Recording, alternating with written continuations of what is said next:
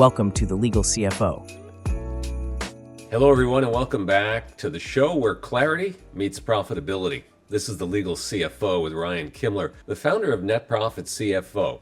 If you're a law firm owner looking to get a handle on your finances, grow your bottom line, and finally take control of your numbers, you're in the right place. Each episode, Ryan breaks down the business side of law with straightforward strategies to help your firm run smarter, earn more, and scale with confidence.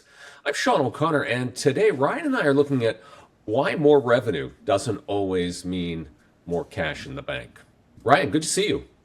Yes, absolutely. Thank you for having me, and I'm excited to dive into this one today. It's a very fun one, and actually I have a very interesting case study that I've looked at recently that's a good reminder for me that revenue can be up, and it doesn't mean cash is up. Contradiction or dichotomy sometimes. Why? What have you found? Like, why can a law firm have, its best revenue months ever and still feel like cash flow is an issue? Yeah, so there's two major things that could happen here. I want to cover the first one first. I guess I'll cover the first one first. So it is possible that sales or revenue goes up and your profits in dollars can go up, but as a percentage of revenue, you can actually go down. So maybe you used to operate, let's just say, at a profit percentage of 30%.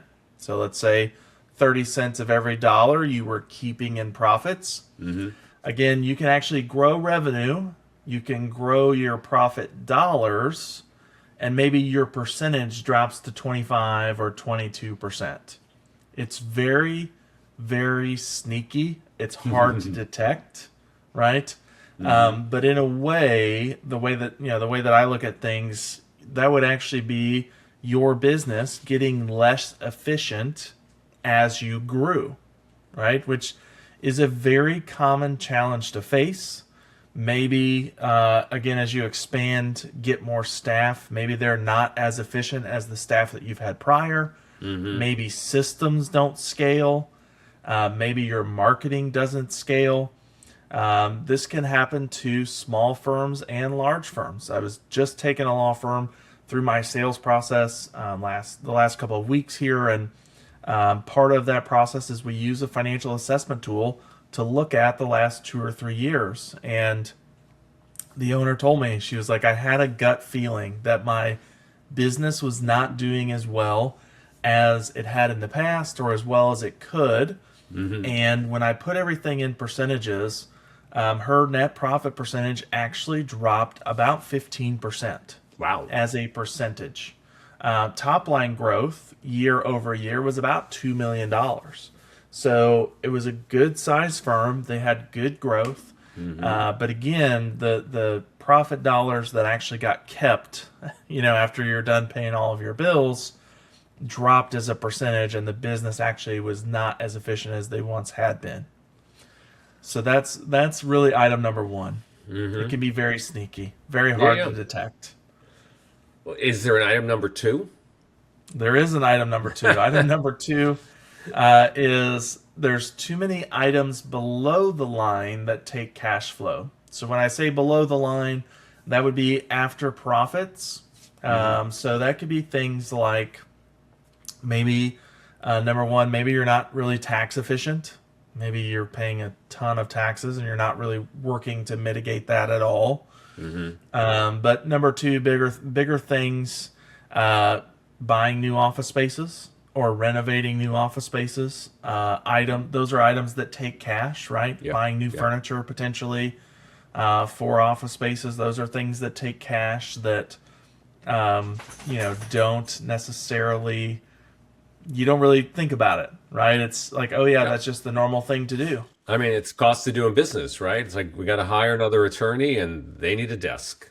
Yep, grow and expand, and it's just a natural thing to do, and you don't necessarily think about it. Or, it's 2026. Maybe we should get rid of the shag carpeting.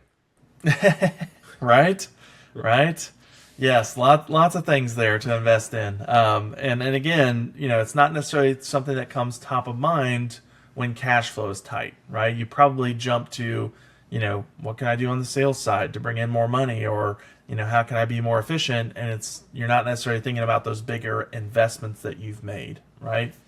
Another kind of sneaky one that's below the line is paying back debt principal. So any debt that you have on the balance sheet, that could be a loan from the COVID years, that could be just a line of credit, that could be credit cards as well. Anything that's accumulated over time that you're working on paying back, obviously that's going to take up cash to pay that. Yep. And here's, another, I was having a conversation with a law firm owner, I think that was last week, before the holiday, and before the 4th of July holiday. And one sneaky thing, right? So to pay back debt is below the line. It is after profits and after taxes. So, if you're humming along and let's just say you're making $500,000 in profits, let's just say for an easy round number, $100,000 of that is taxes. That would be 25%. That's probably a little bit low, but 20%, let's run with it. Yep. Any money that you're going to allocate to pay down debt would be that $400,000 that's remaining. So it's coming out of your bank account after profits and after you've paid taxes, right?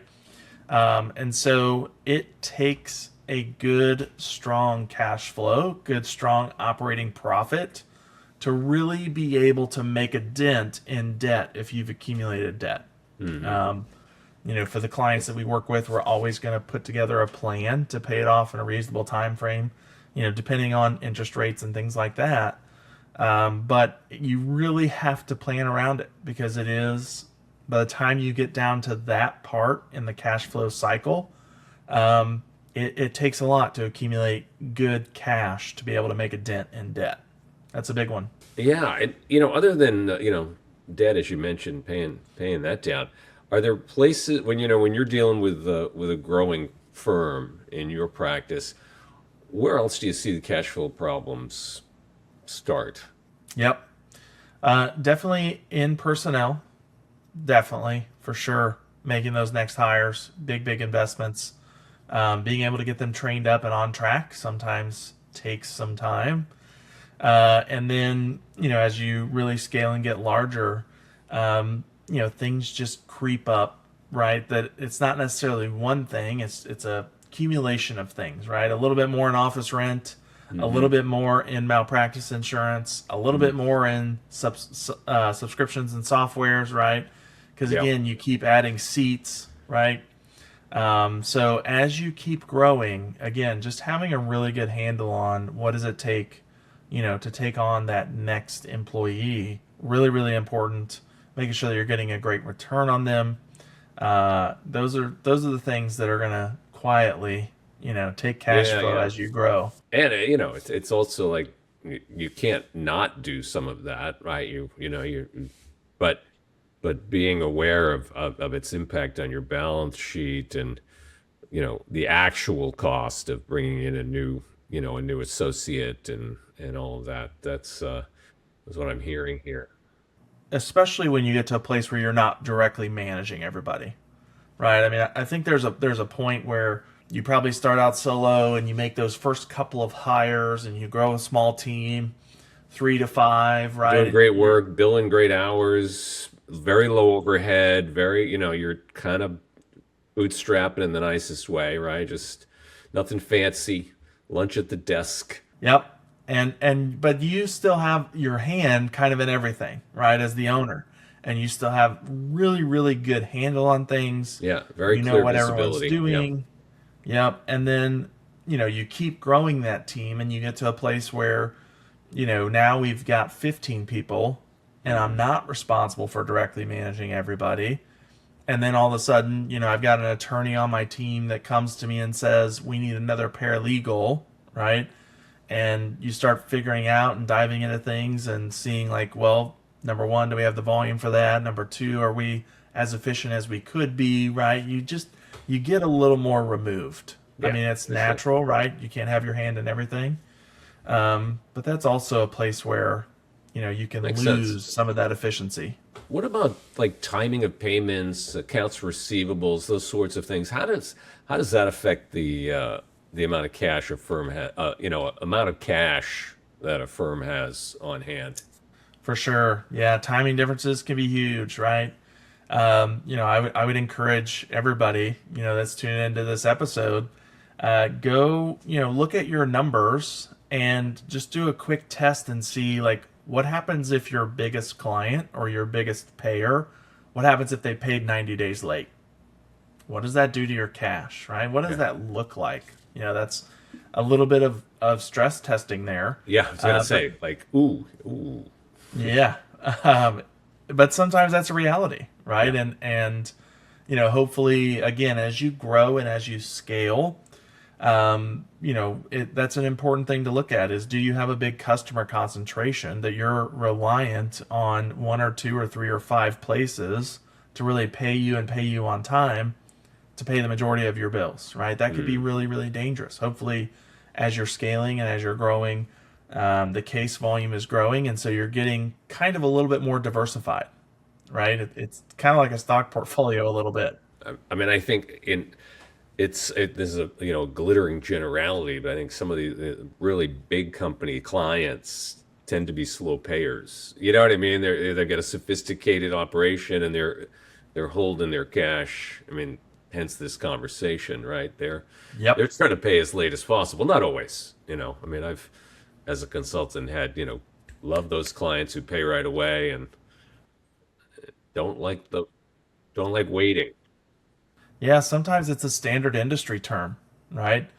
Like I've got one client who like works on patents, right? And they're a patent law office, and for them, for these bigger corporate clients, standard payment terms are like 60 days after they've received an invoice, right? Which is after the work's been done and it's been filed, right? And so, again, as you get larger, hopefully some of those stressors and some of those dependency on being paid hopefully decreases, right, as you get Sure. larger and kind of expand. But if you think about it, if you're waiting on one of your customers to pay for 60 days, and yeah, that's when the bill is technically due. So, and a lot of times, luckily, he's got good relationships and they pay before that. But if you're waiting on 60 days for a payment, right? Think about Yeah. all the bills and expenses that you have go out in that time frame of 60 days, plus back up another 30 days probably to actually do the work. So Hmm. there's a full 90 days, a full quarter there where you've got payroll, you've got rent that's been paid, you've got software seats, right? Like Yeah. whole bunch of expenses, office supplies, right? Before your client pays you. A big part of this, like you said, is awareness. Like, hey, when you get off the pod here, like, go check these numbers. What financial reports or numbers do you think give the clearest picture of a firm's cash position? Instead of just revenue. Yep, love that. I would always start with profits Okay. and your profit percentage, right? I think it's really important to look at things on a percentage basis. Yeah, and track that. Um, Like, oh, what are the last 3 years say? yep, yep, and do comparisons as well. That's right, and really evaluate because your profit percentage tells you how efficient your business has been, right? Obviously, sometimes, as we just talked about, collections can really swing that number Hmm. depending on when you're collecting payments. Um, but if you look at like we're into July now, just after the fourth. If you take the first 6 months of this year, let's say January to June, and let's look at what's our profitability, what's our profit percentage, maybe compared to the 6 months prior to that, which would be to July to up to December of last year, Hmm. 2025. Or you could even, if you're somewhat seasonal or somewhat dependent on bigger corporate payments that happen at a certain time in the year, you could look January to June of 2026 versus January to June of 2025. Yeah. And again, really look at that profitability percentage because, again, that's going to tell you how efficient your operation has been.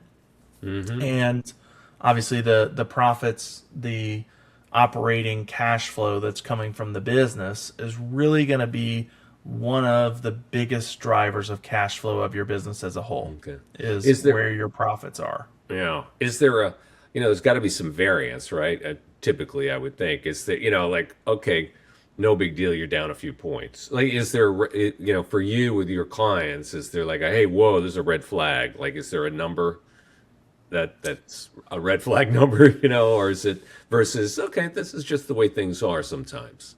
For sure. Yeah, I would say anything 15% and under, really, really bad, really, really inefficient, in my opinion. I think for normal times, for a professional service firm, 20 to 30%. Again, that's dependent on what kind of phase that you're in. Some law firms do go through like extreme growth phases. Yeah. Where maybe you intentionally a lot of plan investing. on, like really, really low profits, 8, 9, 10%. But I would really hope that before you went through a phase like that, the business showed that it was really efficient first, right? From a strategic perspective, where you're like, okay, we've really been hustling. We've got a very efficient operation, and now it's time for us to invest in these areas, knowing that, hey, we're going to take a little cash flow hit, a little profitability hit, but we know it. It's not going to be a surprise. So that's right. It goes in phases. Yep. But yeah, I think 20 to 30% is pretty strong. Anything above that is going really well. And my expectation is you're 20 to 30% after you as the owner, you're on salary. You're getting paid out of payroll, right? Yep. Yeah, not a profit sharing situation. You've got your Correct. basic wage. Yeah. Well, let me ask you this sort of last question for our episode. Listeners are realize, they check their numbers. It's like, oh, things are looking a little sketchy. What changes do you think have the biggest impact on improving cash flow? They don't want to sacrifice ongoing growth, but are there one or two things that, like, check this first, fix that first, that you'd recommend? Absolutely. Yes. So obviously, if profits are down and things are, again, maybe you're drawing a couple red flags. First thing I would look at is how busy is the firm, right? Do we have enough cases? Do we have enough work, right? If you do, then I would go and review billings and look at, where has that been over the last few months? What's our trend on that? Have we been billing at the levels that I know the firm can? Yeah. Right. So this is assuming that you've, not had any staff changes or anything like that, right? Mm-hmm. And then after that, if you've not, maybe you've not been billing at the levels that you think your firm is capable of, then I would start looking there, right? Okay. That's always one of my first go-tos is, what's our kind of baseline, if you will? What's our baseline for billing? What's our baseline for the number of cases that we can handle? And those are really going to be the drivers of revenue. Great. You can evaluate. And I hear in this too, Ryan, just that the importance of tracking this stuff on the regular, so it's easier to kind of be doing a quick, hey, let's do a 20-minute meeting with the CFO to just like, oh, good, everything's all good, versus having to build the model every three, like, oh, I haven't really looked at this stuff. So listen, I look forward to more conversations, Ryan, going forward. We're out of time for today, but thanks for sharing your expertise. Super informative. Absolutely. Thank you for having me. You bet. That's it for today's episode of the Legal CFO. If you want to get more information, go to Ryan's website, netprofitcfo.com. You can learn more, explore resources, or book a profit growth call with him. Thanks for listening, and as always, we appreciate you subscribing. If you want to leave a review, maybe even share this episode with a colleague out there who could benefit from this kind of info. Always great. I'm Sean O'Connor. Have a wonderful day. Thanks for watching. Be sure to hit that like and subscribe button and leave us a review in the comments.